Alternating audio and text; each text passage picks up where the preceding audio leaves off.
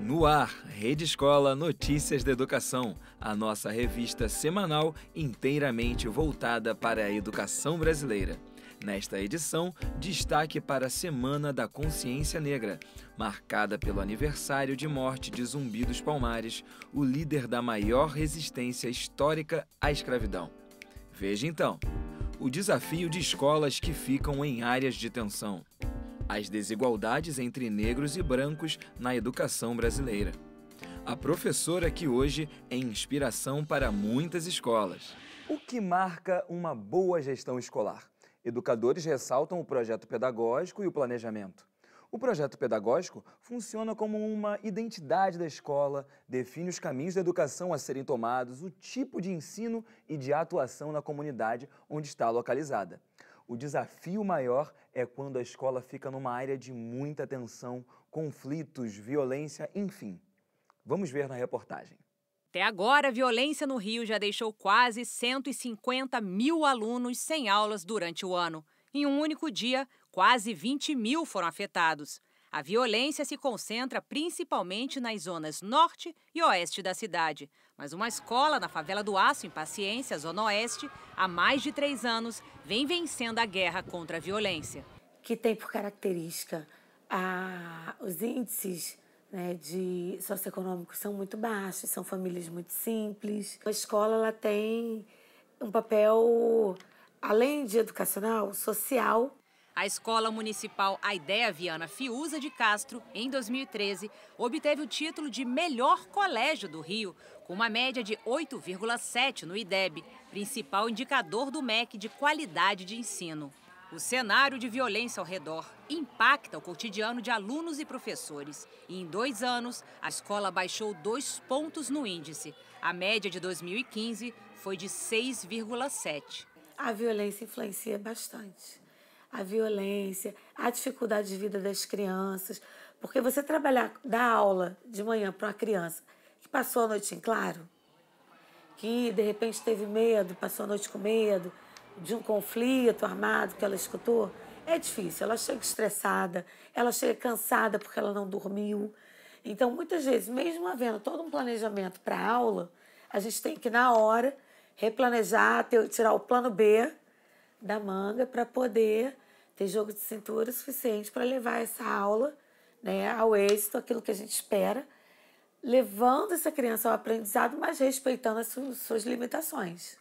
Uma estratégia emocional e um trabalho pedagógico orientado são os caminhos escolhidos para a escola para enfrentar os conflitos externos e domésticos. Mas sem a parte pedagógica, os bons resultados não apareceriam. Acho que o principal diferencial é como nós tratamos o aluno e principalmente o crédito que nós damos ao aluno. Nós fazemos questão de que ele acredite que ele pode, de que tudo é possível e de que o estudo é a única coisa que ninguém pode tirar dele. O clima de paz é visto em todo o ambiente escolar. Não há pichações, as paredes são limpas, as salas coloridas e com atividades lúdicas. E aqui, a arte funciona como uma válvula de escape do presente. A gente estimula a criatividade deles e eles expõem o que eles estão sentindo. Às vezes eles não querem falar e através do desenho a gente descobre qual o sentimento deles naquele momento. A aluna que foi selecionada para um campeonato de inglês olha para o futuro com carinho para o passado. Estou muito feliz por ter ganhado o Spelling Bee. Eu acho que eu estou nervosa, mas acho que eu vou conseguir. Eu vou ser arqueóloga e eu pretendo usar inglês para a vida toda. O Enem passou e entre os estudantes fica a ansiedade pelo resultado, que só será divulgado em janeiro de 2018. Esse ano houve um cuidado ainda maior para evitar fraudes, com diversos mecanismos de segurança desse monitoramento, que resultou em 853 candidatos desclassificados, número menor que de outras edições. Itens que não podem ser usados durante a prova foram os principais motivos de eliminações. Não houve nenhum caso de pessoa com ponto eletrônico. Fizemos muitas ações preventivas, aumentamos a segurança desde a impressão da prova, com provas identificadas. O participante recebeu a prova, que é a prova dele, que foi impressa para ele com o nome dele, não só no cartão de resposta, mas também na folha de redação, mas no caderno em si. Então, houve esse aprimoramento da segurança que foi muito importante. Além disso, mantivemos a coleta digital, né, a coleta biométrica, né, do dedinho lá do participante para aumentar a segurança. Aumentamos o nosso número de detectores de metal em cada um dos locais de aplicação fizemos o lançamento de um outro instrumento de segurança, que foi a detecção de ponto eletrônico, que foi muito importante e nos ajudou bastante. Mais de 6.700.000 pessoas se inscreveram para fazer o Enem este ano, que pela primeira vez foi realizado em 2 domingos consecutivos. A novidade desta edição foi a videoprova em Libras, realizada por mais de 1.600 candidatos. A porcentagem de participantes que tiveram a inscrição confirmada, mas que não foram fazer a prova neste domingo, continuou dentro da média do primeiro dia e dos anos anteriores. Foram 32% dos inscritos. O ano de 2017 foi um desafio enorme para o INEP, né? O Enem passou por várias mudanças, vários aprimoramentos que demandaram das nossas equipes uma série de reorganizações de processo. Então, nós estamos muito satisfeitos com o resultado das últimas 2 aplicações, dos 2 domingos, justamente porque foi um desafio muito grande. Nós conseguimos avançar em vários passos que já estavam sendo discutidos pelas equipes técnicas há anos. Veja, nós conseguimos encerrar a função de certificação que o Enem tinha, ele não é um instrumento para isso, hoje ele é a porta de entrada para o ensino superior, esse é o foco dele. Então, essa função de certificação foi retomada pelo INSEJA, agora a partir de 2017. Conseguimos também encerrar o Enem por Escola, que era uma função de avaliação que o Enem tinha e não é para isso que ele serve. Quem retoma essa função é o Sistema de Avaliação da Educação Básica, o SAEB, que já foi aplicado agora em outubro. Os participantes estão satisfeitos com essas mudanças que conseguimos implementar no Enem e esperamos que 2018 seja tão tranquilo como foi a edição de 2017. É importante essa conscientização para que as pessoas tenham a dimensão de que o Enem não é algo que pertence ao governo, é algo que pertence aos jovens do Brasil e que a gente precisa zelar pela correção e pelo respeito àqueles que estudam e que fazem o Enem com seriedade. As desigualdades da educação brasileira. As estatísticas ainda registram que no Brasil os negros aprendem a ler mais tarde e saem da escola mais cedo. Os brasileiros que se declaram pardos e negros são maioria no país. Segundo a Pesquisa Nacional por Amostra por Domicílio do IBGE, são cerca de 53%. No entanto, ainda permanecem em condições desiguais em relação aos que se declaram brancos. Na educação, o atendimento de crianças negras e pardas de 4 e 5 anos na pré-escola é menor do que o das brancas. No ensino fundamental, a desigualdade entre negros e brancos se evidencia em relação aos estudantes que concluem a etapa na idade certa. Mais de 80% dos brancos terminam o fundamental até os 16 anos, enquanto negros e pardos, 60%. E quando falamos dos jovens entre 15 e 17 anos matriculados no ensino médio, o número de brancos é 15% maior do que o de negros. No Colégio Estadual Professora Regina Célia dos Reis Oliveira, em São João de Meriti, na Baixada Fluminense, a professora Tatiana, por meio de fotografia, resolveu trazer à tona a questão do negro na sociedade atual. Eu aproveito, como uma oportunidade para a gente debater, primeiramente sobre a questão do ser humano, o que é cada um dentro desse universo. A gente precisava trabalhar isso, então quando a gente começou a pensar a primeira amostra fotográfica, o objetivo principal foi trabalhar a autoestima. Como está dentro de um projeto étnico, a gente começou a discutir a questão do negro e a conscientização desse negro. Então, a gente juntou a geografia, que é uma visão crítica sobre o mundo, com a produção e tentar, minimamente, aumentar a autoestima dos alunos. Caroline trouxe a avó, que é conhecida como Mãe Torodi, para, através das fotos, contar a sua história. A maior importância é resgatar a cidadania que nós perdemos junto com a viagem nos porões dos navios. Perdemos a identidade. E o nosso povo precisa resgatar e se reconhecer, que não tem vitória, não terá legado se a pessoa não se reconhecer como negro. Mãe Torodi destaca a importância da história da cultura africana e afro-brasileira estar presente no dia a dia dos alunos, como determina a Lei 10.639, que foi promulgada há 15 anos.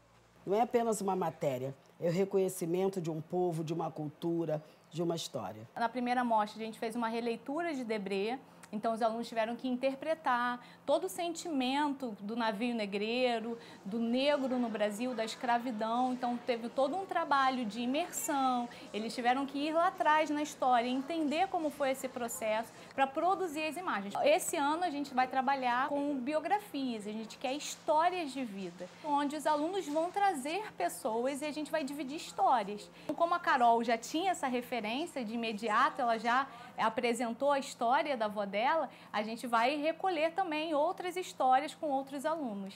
Tive essa ideia porque minha avó é um exemplo na minha vida, como mulher e como negra. Quando ela chegou no projeto pequenininha, ela era bombom, ela era morena. E hoje ela é feliz, se reconhecendo, conhecendo sua história, conhecendo a história do seu povo e o reconhecimento dela, da ancestralidade dela, o reconhecimento dela, da negritude, do valor de ser negro no Brasil, porque foi esse povo que construiu o Brasil e grande parte do mundo. Para mim, assim, foi de uma alegria, eu fiquei emocionada, eu quase chorei. Eu tenho uma amiga daqui que ela antigamente usava o cabelo liso. Depois desse projeto, o cabelo virou afro. Porque a gente é muito discriminada, cabelo duro, cabelo em pé, acordou de manhã, não penteou o cabelo. Hoje, inclusive, até a coordenadora da escola usa o cabelo lá todo dia. Quando ela me vê, ela... Carol, vai pentear o cabelo. Não vou, você não penteou o cabelo. A Festa do Conhecimento, Literatura e Cultura Negra de São Paulo, a Flink Sampa, chega à sua 5ª edição e se destaca como um dos eventos culturais mais importantes de São Paulo e do Brasil. Esse ano, o tema é Eu Quero Liberdade e eles vão ter como patrono e autor homenageado o escritor Paulo Lins. Paulo, como está sendo para você ser homenageado na Flink Sampa, ser o autor homenageado? Por um lado, eu me sinto bem, porque é uma festa da cultura, e por outro lado eu me sinto mal porque ela não deveria existir. Por que existe essa festa? Existe essa festa, existe esse festival por causa da situação do negro no Brasil. Ainda somos os que apanhamos da polícia, somos assassinados pela polícia, vivemos numa desigualdade social que o negro está ainda na escala mais baixa da sociedade. E tivemos uma escravidão, porque tivemos uma escravidão de 400 anos e isso não se resolve. Você é um autor que veio também das periferias. Como é, então, para você, essa literatura que parte da periferia, também é para que a periferia possa consumir, mas que vai para o mundo como um todo? Eu acho que é bom, porque a gente começou há muitos anos fazendo isso, né? Poucas pessoas, e depois isso se tornou uma realidade expandida, né, em várias periferias do Brasil. Fazer literatura, ler, bibliotecas comunitárias, é isso a coisa mais importante que a gente tem hoje no Brasil, né?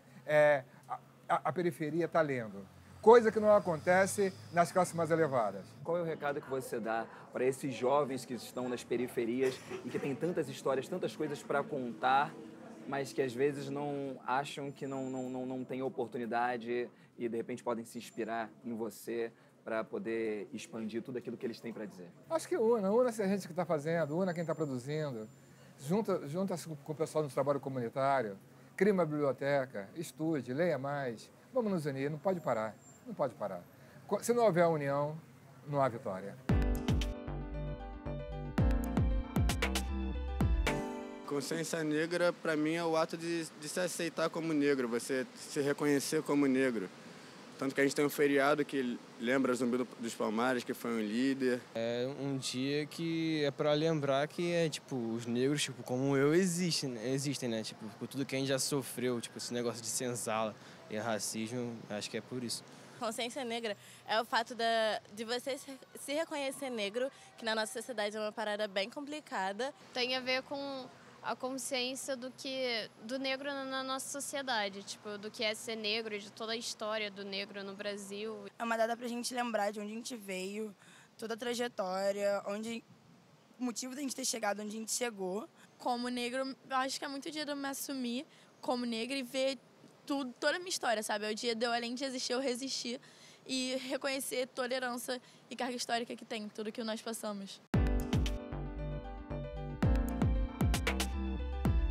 Zumbi nasceu no quilombo de Palmares, provavelmente em 1655, mas foi raptado ainda na infância durante uma das mais diversas investidas de tropas a serviço dos senhores de engenho da capitania de Pernambuco e, posteriormente, doado ao padre da vila de Porto Calvo, Antônio de Melo, que o batizou com o nome de Francisco.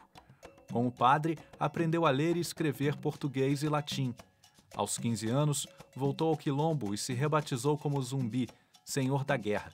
Em 1678, aos 23 anos, assumiu o comando de Palmares. Reinou até 1694, quando, após 22 dias de resistência, o quilombo caiu diante da ofensiva do exército fortemente armado sob o comando do bandeirante Domingos Jorge Velho. Zumbi conseguiu escapar. Foi assassinado 1 ano e 9 meses depois, em 20 de novembro de 1695, depois da delação do ex-companheiro de luta Antônio Soares, que não teria suportado as sessões de tortura das forças coloniais. Agora nós vamos ver a história de uma mulher que encontrou na educação o seu ideal de vida e construiu uma trajetória que hoje é uma inspiração para muitas escolas. Vamos conhecer então a professora Gina. Queria que as minhas alunas percebessem que a qualquer tempo, seja você quem for, onde você nasceu, você pode construir uma grande história para você, uma história da qual você possa se orgulhar. Eu decidi oferecer outras referências para elas se inspirarem. Eu propus a leitura de 6 obras de autoria feminina, propus que eles pesquisassem a biografia de 10 grandes mulheres. Quando eles já tinham compreendido essa categoria mulher inspiradora, eu propus que eles pensassem sobre a própria vida. Qual é a mulher inspiradora da sua vida? Eles já chegavam assim com o olho brilhando, o peito estufado e uma narrativa. Nossa, professora, a minha mãe é muito mais inspiradora do que eu imaginava. E aí o mais bonito foi, ao final do projeto, algumas mães dizerem: agora que eu reavaliei a minha vida, eu posso dizer, eu sou uma mulher inspiradora. Hoje o projeto Mulheres Inspiradoras já está em 17 escolas do Distrito Federal e 45 professores e professoras reproduzem esta ideia para os seus alunos. Então, elas compreenderam a essência do projeto, conheceram cada sequência didática que foi elaborada para ele e cada uma teve a liberdade de executar na sua comunidade de acordo com aquilo que fazia sentido para os seus alunos. A Gina traz para a gente o que ela fez. Então, apesar de não ser uma fórmula de bolo, mas ela dá todas as ferramentas que a gente precisa para trabalhar. No final das contas, aquelas mais de 150 entrevistas que eu lia eram representativas da história da minha avó Manuela, da minha mãe Janira.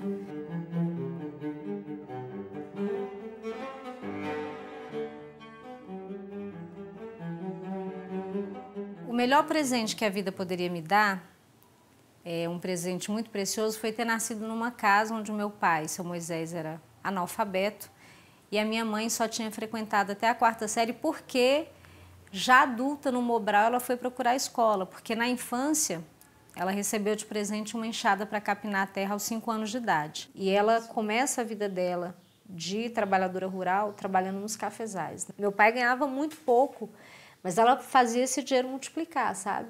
De maneira tal que a gente comesse, que a gente pudesse frequentar a escola. Esse Natal foi o Natal mais incrível que nós tivemos, porque era um Natal que a gente ia ter sobremesa. Como os dois não tiveram acesso à escola, a narrativa deles sobre a escola era uma narrativa mágica. Meu sonho de infância era: eu quero entrar na escola para viver tudo isso sobre o qual meu pai e a minha mãe falam. Quando eu entro na escola, eu já entro muito machucada pelo racismo. Eu era essa criança representada aí na foto, assim, com o olhar assustado, triste. Eu não consigo aprender a ler.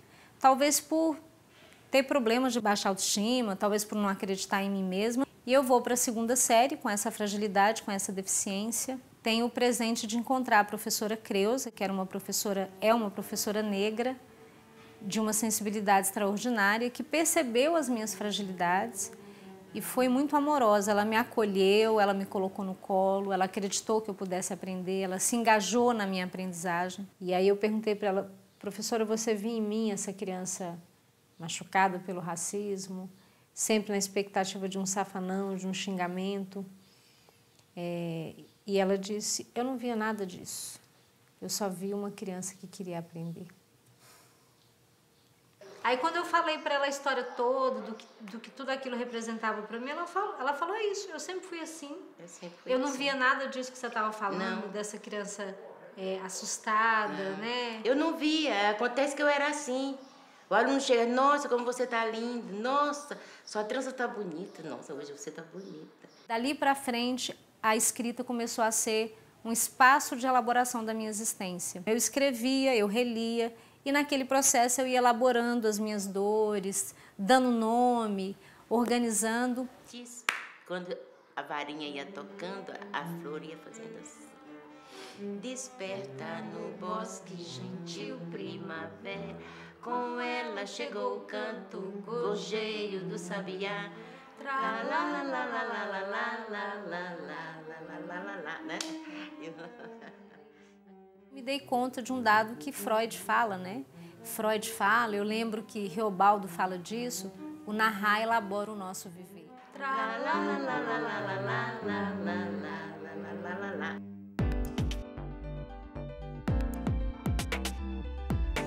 Todas as representações de Zumbi dos Palmares são simbólicas, são fantasias. Não há registro da fisionomia do líder de Palmares. O monumento a Zumbi, na Avenida Presidente Vargas, no Rio de Janeiro, foi iniciativa do então vice-governador e secretário de Cultura Darcy Ribeiro, em 1986. É a reprodução ampliada de uma cabeça em bronze pertencente ao acervo do Museu Britânico. A original foi produzida provavelmente entre os séculos XII e XIV, na região de Ifé, na atual Nigéria. Representa o rei Oni, do povo Yorubá. Foi descoberta e levada da África para a Europa pelo antropólogo alemão Leo Frobenius, em 1910. Esta homenagem a Zumbi está bem próxima ao local da antiga Praça 11, demolida na década de 1940, berço do samba e área de tradição da cultura afro-brasileira.